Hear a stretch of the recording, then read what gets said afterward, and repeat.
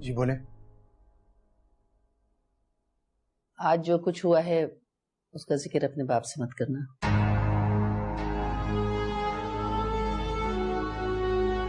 क्यों? क्यों पता ना चले? अम्मी वो बाप है हमारे, इस घर के सरबराह हैं। लोग उनसे औलाद की तरबियत के बारे में सवाल करेंगे। जब पूछेंगे तब बताएंगे, तब की तब देखी जाएगी। फिलहाल मना कर रही हूँ ना कि इसका जिक्र न करना। अम्मी आखिर क्यों? आप क्यों छुपाना चाह रही हैं उनसे? मुझे उनकी तबीयत आजकल कुछ ठीक नहीं लग रही। वो मुंह से कुछ नहीं बोलते। जब से फरीहा इस घर में आके बैठी है वो परेशान से हो गए हैं। बस मैंने कह दिया ना, उन्हें कुछ बताने की जरूरत नहीं। हमें लेकिन इतनी बड़ी बात उनसे छुपाई भी तो नहीं जा सकती। कल को उन्हें पता चलेगा तो वो क्या सोचेंगे कि सारे मामलात में हम लोग भी शरीक थे। वो जो समझे तब समझेंगे ना। अभी तुम मुझसे क्यों बहस कर रहे हो? मुझे उनकी जान ज्यादा अजीज है सारी बातों से। आर्यान, खाला बिल्कुल ठीक कह रही है। हमें मसूद खालू को इस मामले से दूर ही रखना चाहिए। अब अगर फरीहा ने गलती की है तो हम भी खालू को कुछ बता के गलत ही करेंगे ना। ठीक है, अगर आप दोनों की मर्जी है तो मैं बाबा को कुछ नहीं बताऊंगा। लेकिन अम्मी एक बात याद रखिए, उसे कह दें कि मेरे सामने नहीं आए, वरना मैं उसे जान से मार दूंगा।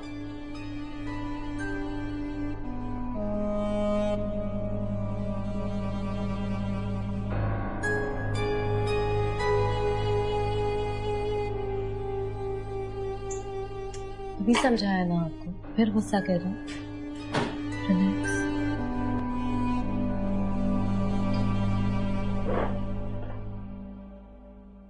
ठीक है ना, तो पहले पूछ लेना आयजा और फवाद से कि क्या खाना। ऐसा ना हो कि तुम कुछ और बनाओ वो कुछ और। ओह, मुझे लगता है हमाद आ गया। तुम जाओ और खाने की तैयारी करो और उससे पूछ लेना, ठीक है? जाओ।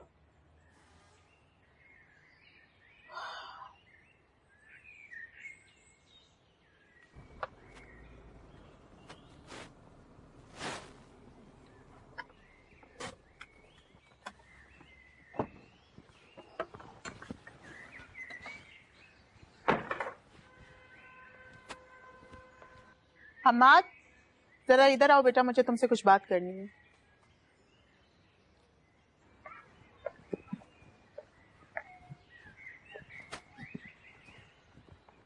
जी मॉम, कहें। बैठो।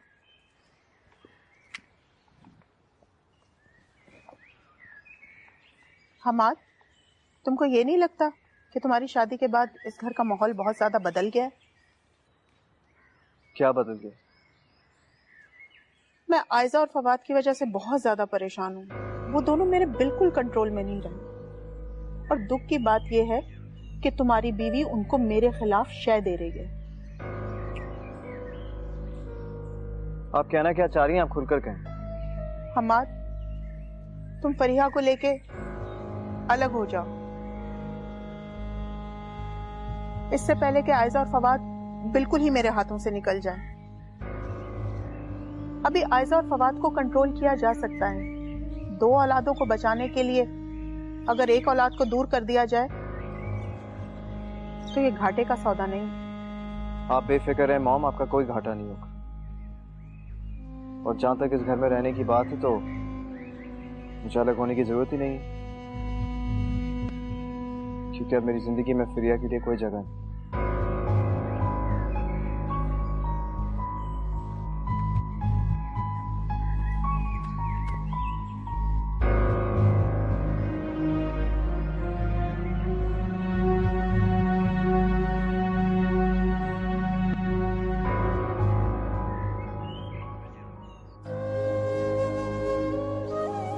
हमाद की गलत फहमी कैसे दूर करूं? मैं तो उन्हें ये भी नहीं बता सकती कि इस साजिश के पीछे मेरे अपने हैं। इस तरह तो मैं उनसे कभी भी आंख नहीं मिला पाऊंगी। कुछ भी हो, मुझे उन्हें सच बता देना चाहिए।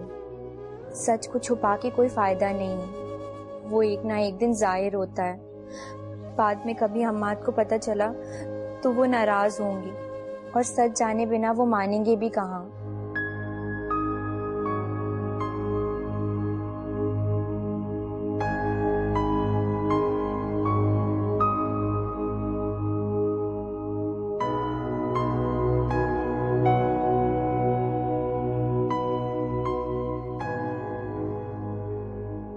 मुझे हम्माद को फ़ोन करना चाहिए। मुजरिम भी अपने जुर्म से बार बार इनकार करता है। मैंने तो कोई जुर्म भी नहीं किया, तो मैं क्यों ये इल्ज़ाम चुपचाप कबूल कर लूं?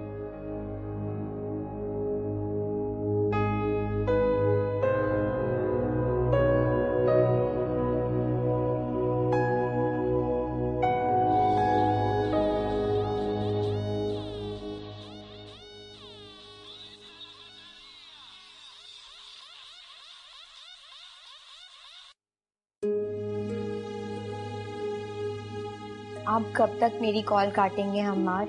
मैं आपको बार बार कॉल करती रहूंगी।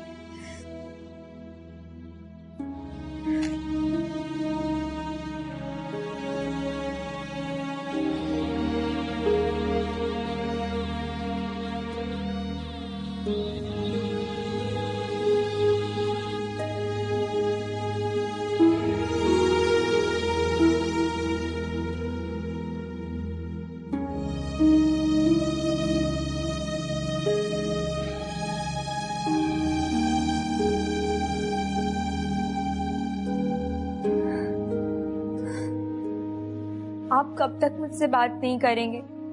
एक दिन आपको मेरी बात सुननी ही होगी।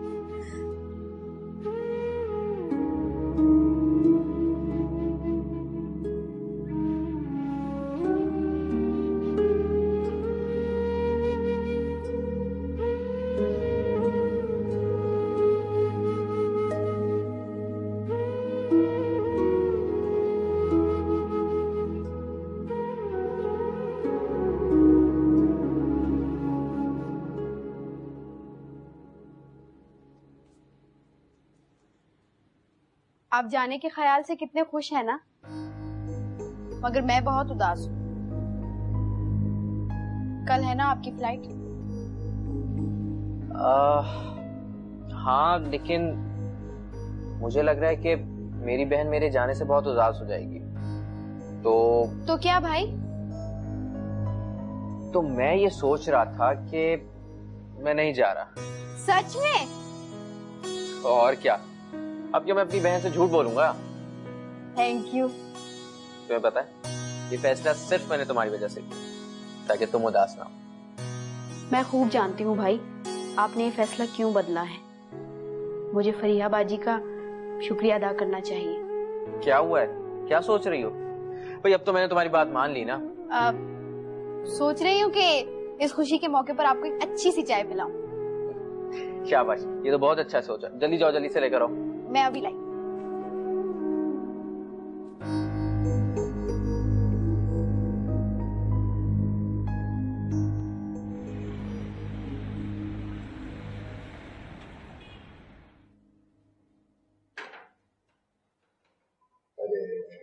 शुक्रिया बेटा, शुक्रिया।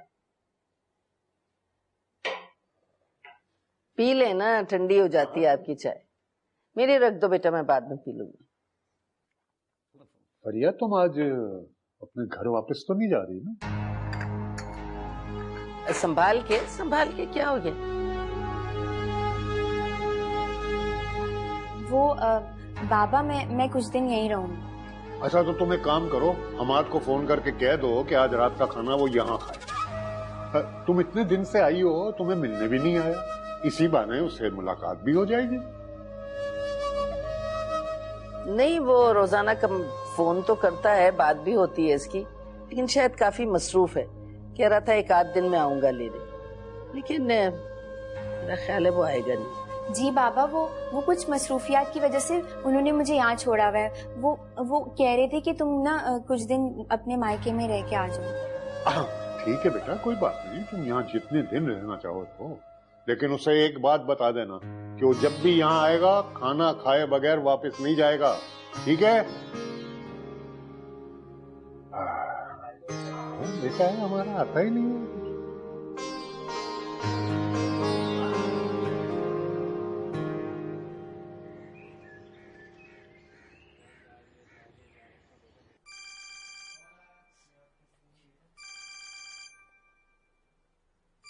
ये किसका नंबर है? हेलो हेलो, सारिम बात करो। मेरीन, कैसी हो? ओह, मैंने एक्चुअली नया फोन लिया था तो सोचा कि सबसे पहले तुम्हें फोन करके बता दूं और मुबारकबाद भी दे दूं। अच्छा, वाह भाई, बहुत मुबारक हो। अल्लाह मेरे भाई को और तरक्की दे। वो तो ठीक है, लेकिन अभी तक तो फरिया की तलाक की खुशखबरी भी नहीं आई। मुझे मुबारकबाद कब मिलेगी? मिल जाएगा मौका। इतनी जल्दी किस बात की है भाई? और वैसे भी इस तरह के कामों में वक्त तो लगता है। लेकिन इतने दिन तो हो गए, मुझे तो पल पल काटना दुश्वार है। इतना बड़ा काम कर दिया और हम्माद है कि उसे छोड़ ही नहीं रहा। मुझे तो समझ में नहीं आता आखिर किस मिट्टी का बना हुआ है, क्यों नहीं छोड़ देता फरिया को? तुम फिक्र क्यों करते हो मेरे भाई? हमारा काम हो जाएगा, कुछ दिन इंतजार कर लेते हैं, और अगर नहीं हुआ तो फिर हम इससे भी बड़ा दाव खेलेंगे। फिर तो हम्माद को फरीहा को छोड़ना ही पड़ेगा ना। ओके, खुदा हाफिज। फरीहा फरीहा फरीहा, सारा टेम्पो तोड़ दिया।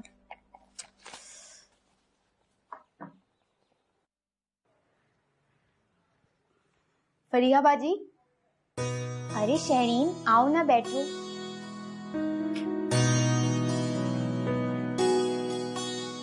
कैसी हो? मैं ठीक हूँ। वो मैं आपका शुक्रिया अदा करने आई थी।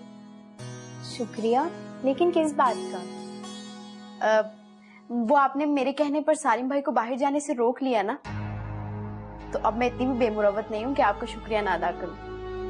लेकिन तुमने मुझे कब कहा, और ना ही मेरी सारिम से इस बारे में कोई बात हुई है। मैंने आपको फोन किया था ना फरिया बाजी, और आपने कॉल भी रिसीव की थी, याद करें? मैंने तुम्हारी कोई कॉल रिसीव नहीं की शहरीन, और ना ही मेरी तुमसे कोई बात हुई है। मैं तो उस वक्त कमरे में ही नहीं थी। अगर आपने मेरी कॉल रिसीव नहीं की तो फिर किसने रिसीव की है? क्या? हम्माद ने तुम्हारी कॉल रिसीव की होगी।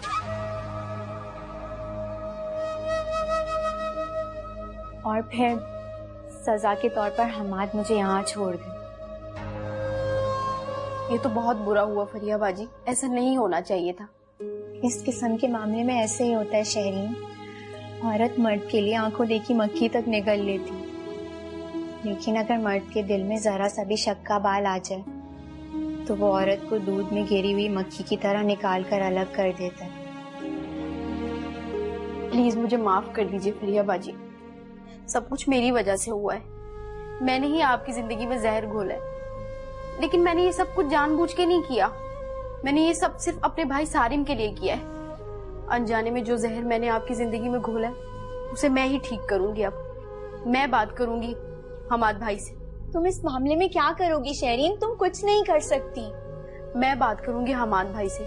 उनके दिल में जो शक पैदा हुआ है उसे मैं ही दूर करूंगी, और मुझे यकीन है कि वो जरूर मान जाएंगे। मैं उनका दिल साफ करूंगी। हमाद का दिल साफ करना इतना आसान नहीं है जितना तुम समझ रही हो। और वैसे भी ये सब कुछ कहने के बाद तुम और क्या सफाई पेश करोगी?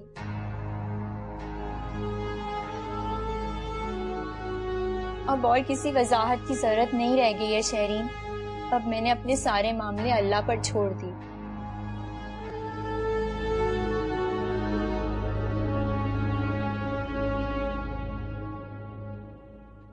अरे वाह मेरी बच्ची, तूने तो वो काम कर दिखाया कि मेरे तो कसम से खुशी के मारे ना पाँव नहीं जमीन पे पड़े। दिल चाहता है तेरी भलाए ले लूं भी गुल बजा के।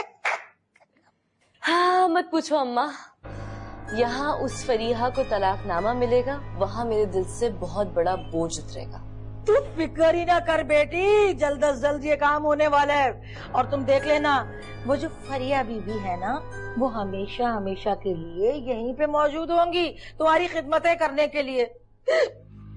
वैसे सच्ची बात पूछे ना तो यकीन कर बेटा, मेरे सीने के सांप लौटते थे जब मेरी बच्ची अपने ससुराल में उनकी खिदमतें करती थकती नहीं थी।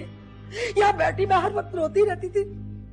और वो फरिया, उसको देखो, वो अपने ससुराल में कैसे राज कर रही थी, नौकरों पे हुक्म चला रही थी दिल बजा के। ठीक कह रही हो अम्मा, बस अब मुझे सिर्फ ये इंतजार है कि जल्दी से उसे तलाकनामा मिले ताकि हमारे दिल के अरमान पूरे हो सके।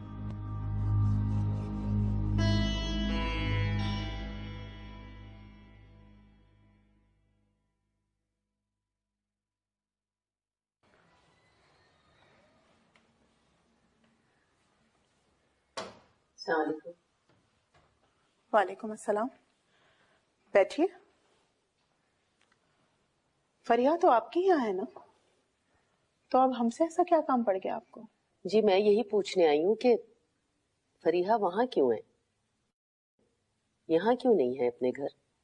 सिंपल, हम्माद अब फरीहा की शक्ल भी देखना नहीं चाहता, इस वजह से वो वहीं पर ही है। आखिर मेरी बेटी ने ऐसा क्या किया है जो आपका बेटा उसकी शक्ल नहीं देखना चाहता? देखिए, हम्माद ने ना मुझे कुछ बताया और ना ही मैंने उससे पूछा। बेहतर होगा कि आप फरीहा से ही पूछिए, वही आपको बेहतर तरीके से बता सकती है। फरीहा ने भी मुझे कुछ नहीं बताया, ये तो मैं अपनी ममता के हाथों मजबूर होकर यहाँ आई हूँ ताकि आपसे पूछ सकूं। देखिए, आप अपना और मेरा वक्त बर्बाद कर रही हैं। हम्माद और फरीहा के दरमियान जो कुछ भी है वो फरीहा ही बेहतर जानती है, आप उससे जानने की कोशिश क्यों नहीं करती हैं?